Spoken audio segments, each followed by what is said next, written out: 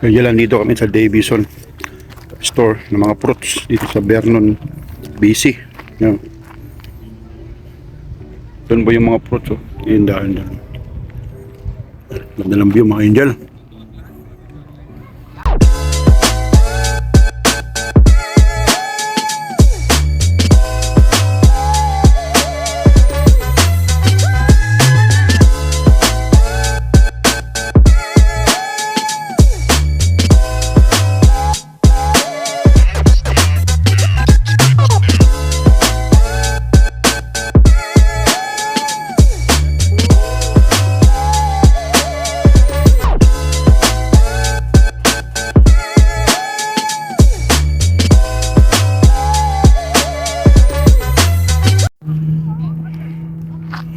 Kinagan Lake mga angel oh. Oh. Angel. Yan. Ganda dito. Ganda dito. Wow. Mga angel oh, sarap maligo dito, napakalino ng tubig oh. Penticton. Amazing place na naman tayo mga angel. Oh, yeah. Linaw. Ito masarap maligo. Wow. Ayun kahapon si Bang. Okay lang to. Oh my God. Ha? Ito masarap to. Okinagan Lake mga ka-angel.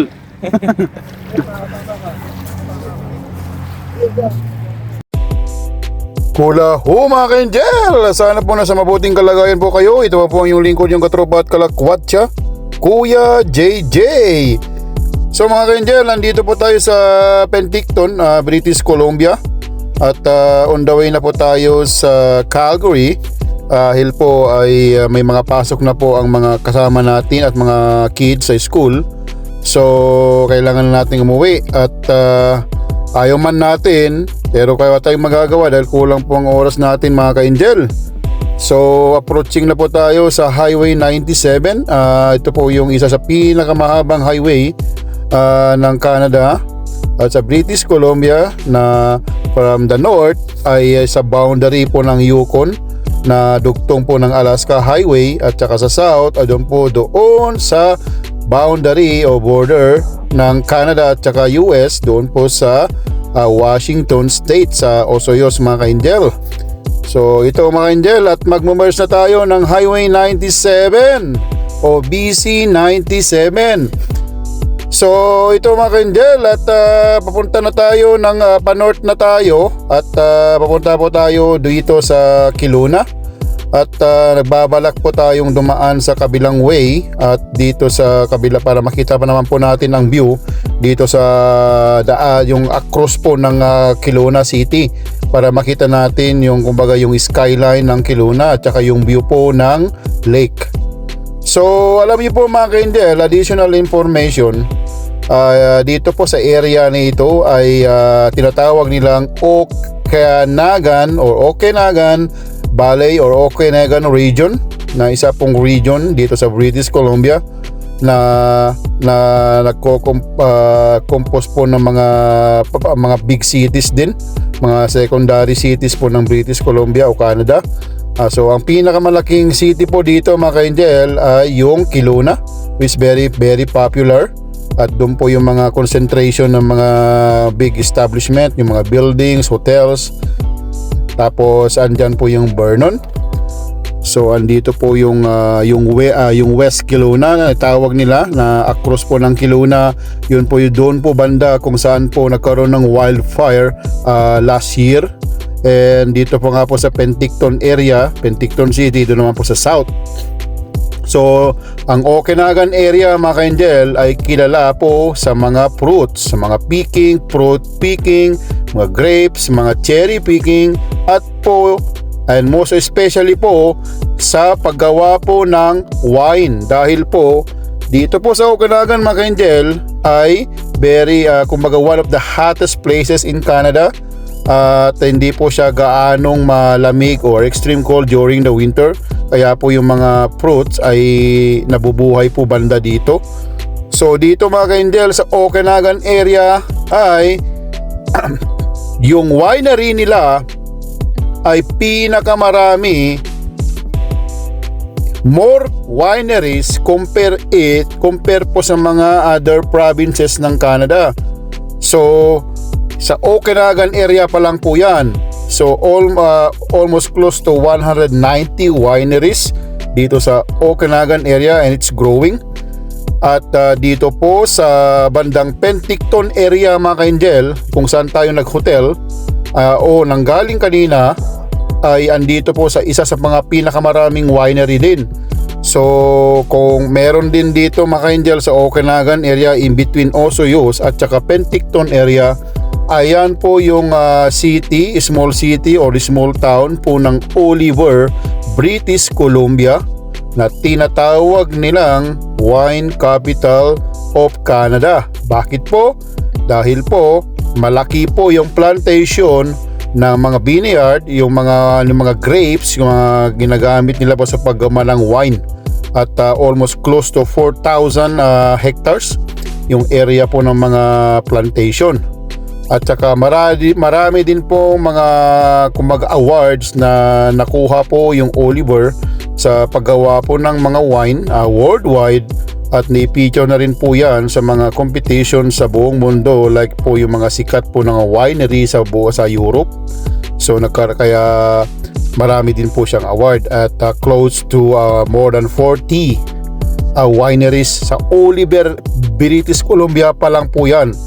Kaya marami po siyang mga achievement at yung mga plantation, kaya tinawag po siyang Wine Capital of Canada, and even recognized by the late Queen Elizabeth of Britain.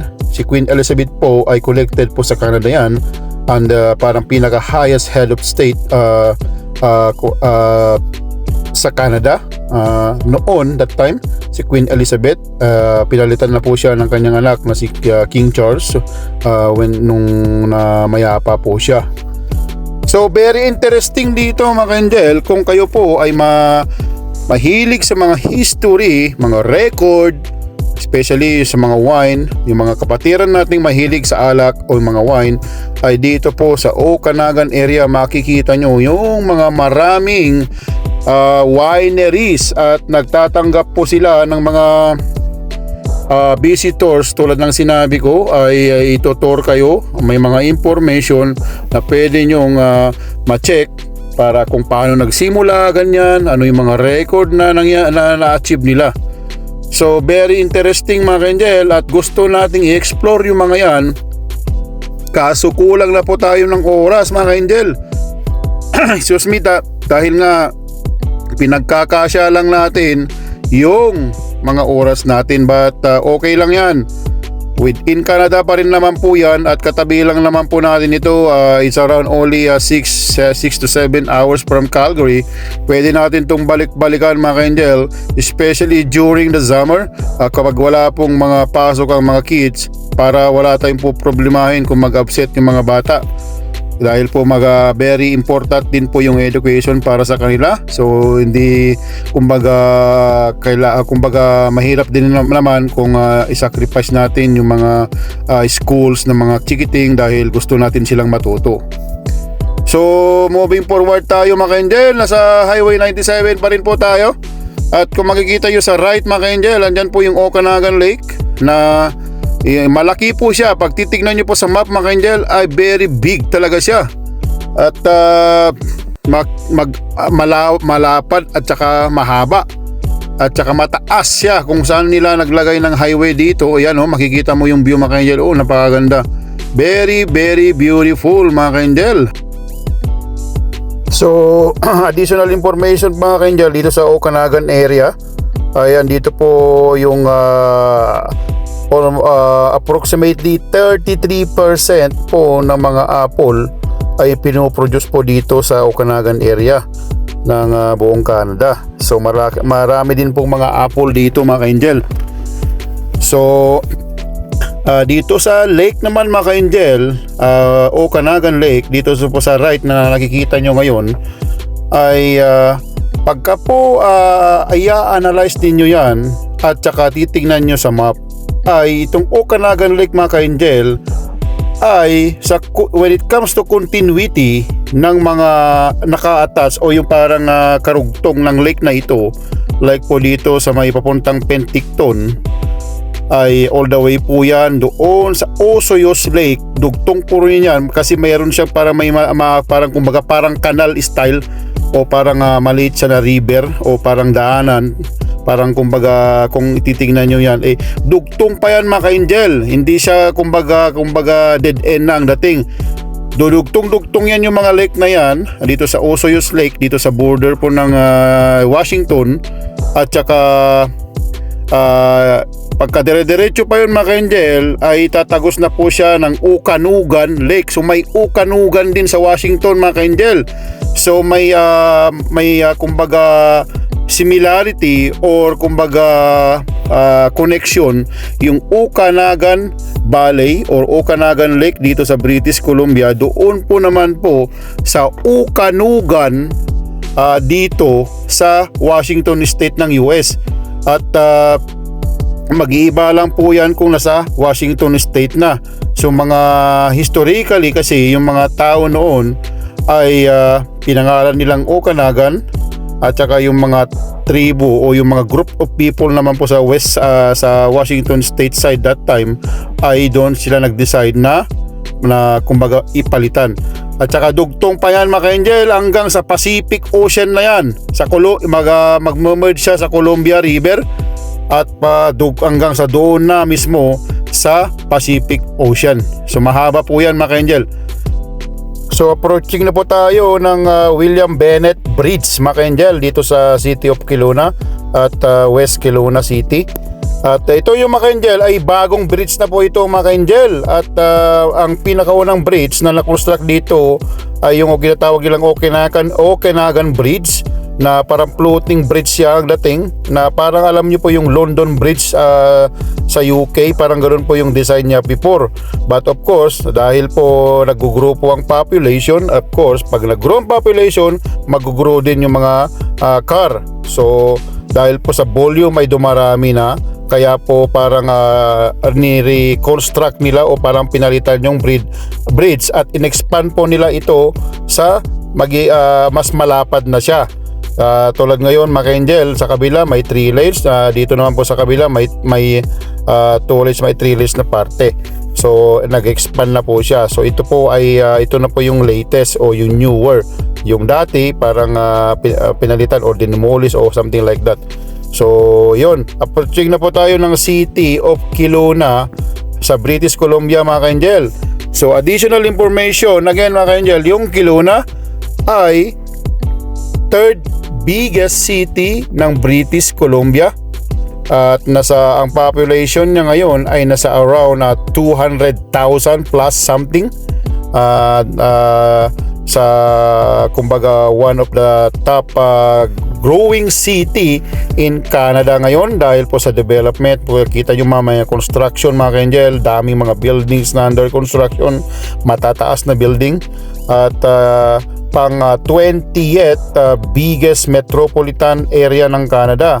So kung metropolitan mga ka-angel, andyan po yung city ng dito pa sa Okanagan area. Siyempre andyan po yung city ng Vernon, andyan po yung Penticton, yung West Kelowna, at binubuo pa nila yung isang metropolitan Kelowna sa city. So yung city mga ka-angel ay nasa around 200,000 na yung so pagka metro po ay nasa 1 million something. So close to 1 million or more or less. So nandito mo tayo dito sa Highway 97 pa rin tayo mga ka-angel. At dito makikita yung mga buildings, marami matataas. So nag-range po yan mga 30 to 40 stories yung mga matataas na building po dito. At andyan po yung Orchard Shopping Mall, na pinakamalaking shopping mall outside po ng in-between po ng Vancouver at Calgary dito po sa Kelowna.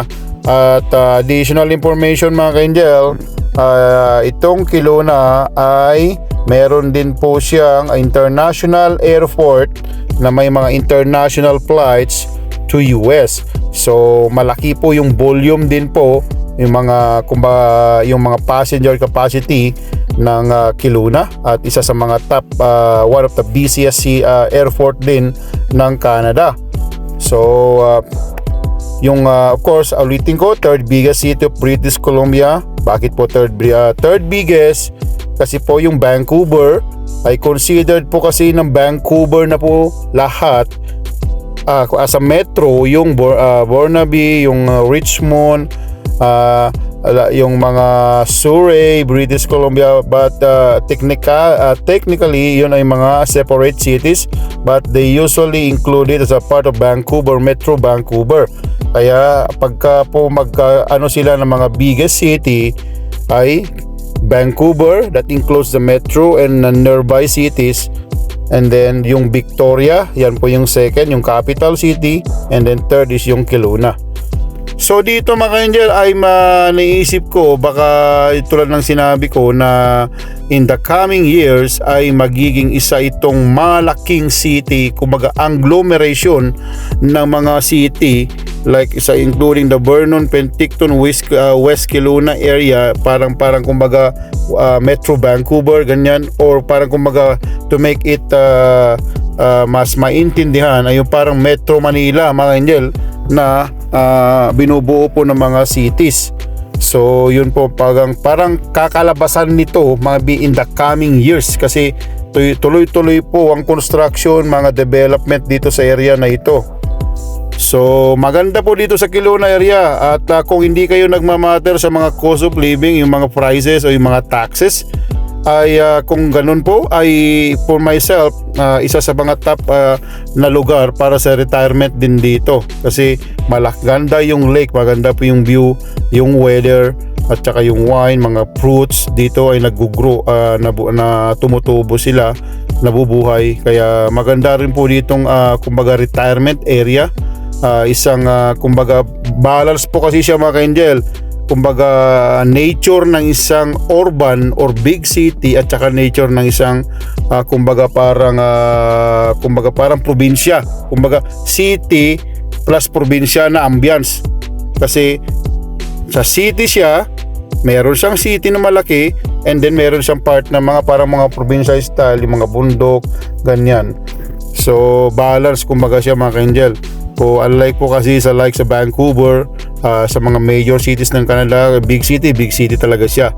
So wala siyang mga kumbaga mga malalaking mga bundok ganyan na nakapaligid. So tuloy-tuloy po lang po tayo mga ka-angel at nasa Highway 97 po tayo at palabas na po tayo ng City of Kelowna at papunta na po tayo sa Vernon City. At dadaanan po natin yung sikat ng yung bentahan ng mga prutas dito po sa Davison. So ito makikita nyo mga ka-angel ay itong nasa right na naman ay isang magandang lake. Ito po yung Wood Lake at katabi po ito ng isang mas malaki pang lake mga ka-angel, yung Kalamalka Lake. So makikita nyo mga ka-angel, meron silang parang pagitan sa gitna kanina sa yung dito, parang may pagitan sila doon mga ka-angel, yun yung parang naghahati sa kanila. Dito sa bungad ay Wood Lake, doon naman po sa kabila ayan po yung Kalamalka Lake na nagbubluwis po siya mga ka-angel, kumbaga parang kulay po ng Lake Louise or yung Moraine Lake or yung mga lakes po sa Alberta. Maganda po siya mga ka-angel. At kung dito kayo in person ay mamamanghat na naman talaga kayo yung view. Yan mga ka-angel, ang ganda talaga niya kasi na lake na para siyang kulay ng isang ng ocean o dagat, tapos may bundok na background. Napakaganda po yan, instagramable pagka nagpa-picture po kayo mga ka-angel. So pag may time kayo mga ka-angel, puntahan nyo po itong lugar na ito dahil marami kayong mapupuntahan naturally. At kumbaga sa city din marami kayong ma-explore. So additional information pala mga ka-angel, yung ito ay still part of Okanagan Valley, Okanagan region. Yung Okanagan mga ka-angel ay they usually referred or they openly called it like Napa Valley, California version Bakit po? Dahil po yung laki po ng plantation na mga vines, yung mga vineyard na mga grapes sa paggawa po ng wine. Kasi yung Napa Valley sa California, mga ka-angel, ay almost similar na itsura at isa sa mga top producer po ng mga wine, yung mga grapes doon. Dito rin po ay ganun din. Kaya they opened the this place na Napa Valley version sa California. Dahil po sa mga wine, mga grapes na vineyard, mga plantation po.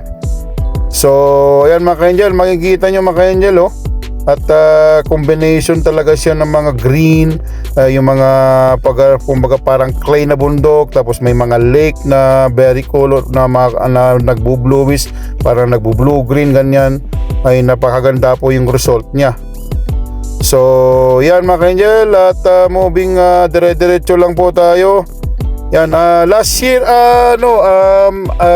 yung pinakauna po namin mga ka-angel na nung pumunta po kami dito, kami lang at dito actually yung pupuntahan lang namin, then we decided to go to Vancouver. Yan po yung first time namin na mag-travel dito sa area na ito, at ako na-impress talaga ako mga ka-angel dahil ganitong itsura. Kaya kahit po balik-balikan namin ng ganito ay okay lang, kasi hindi kayo magsasawa dahil sa itsura niya mga ka-angel na magandang view. Dahil tabi po siya ng lake, nakadadagdag. Yan mga ka-angel, ang ganda talaga niya mga ka-angel. At pwede po kayong pumunta sa baba mga ka-angel. Yung parang may road dyan sa right. Pwede kayong bumaba at para mas malapitan po ninyo yung Kalamalka Lake, na isa rin sa mga top spot din na top lake dito sa British Columbia, aside from the Okanagan Lake. So ayan mga ka-angel, itong right dito, kumbaga yung position dito mga ka-angel, nasa right po ito. Pag nasa left naman po mga ka-angel, ayan po yung Okanagan Lake. Dito sa right, ayan po yung Kalamalka Lake. So ayan.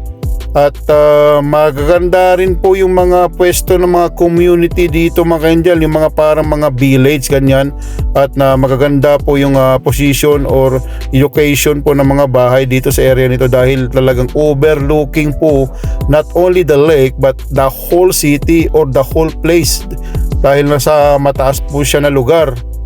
So yan, ang ganda mga ka-angel, at I highly recommend this place, yung Kelowna or Okanagan area. At additional mga ka-angel, yung Kelowna, kaya tinawag din na Kelowna from the Okanagan language or Okanagan dialect na Kauluna ata, parang ganun, parang Kaluna, parang ganun, na ang ibig niyang sabihin ay referring to a grizzly bear, yung parang malaking hayop, yung bear po talaga.